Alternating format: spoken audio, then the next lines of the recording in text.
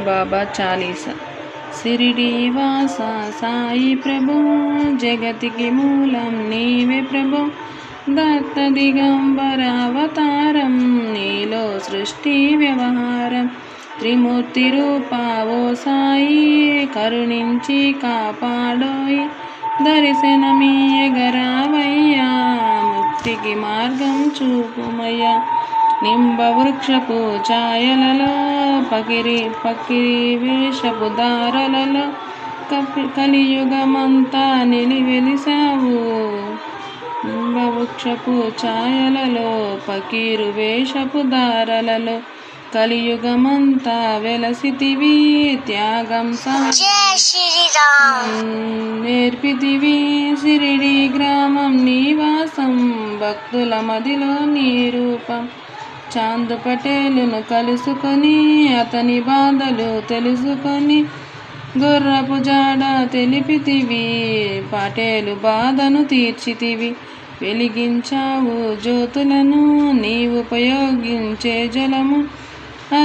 అచ్చెరు వందెను ఆ గ్రామం, చూసి వింతైనది దృశ్యం. బాబాజా చేసెను నీ సేవ, ప్రతిఫలమిచ్చావో దేవా. నీ ఆయువును బదులిచ్చి, త్యాజ్యాను నీవు బతికించి, పశుపక్షములను ప్రేమించి, ప్రేమతో వాటిని లాలించి, జీవులపైన మమకారం చిత్రమయ్యా నీ వ్యవహారం.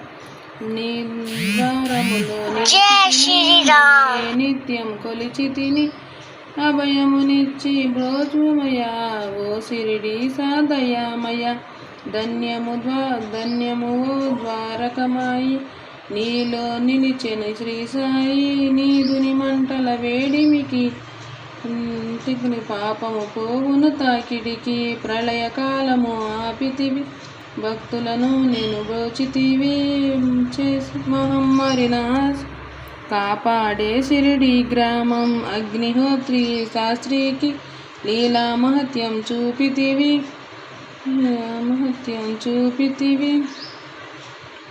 శ్యామకు బతికించితివి, పాము విషమును తొలగించి. భక్త భీమాజికి క్షయరోగం నశించే, అతని సహన్ ఊది వైద్యం చేశావు. వ్యాధిని మాయం చేశావు. కాకాజీకి ఓ సాయి, విఠల దర్శనం ఇచ్చితివి. దాముకిచ్చిన సంతానం కలిగించితివి సంతోషం.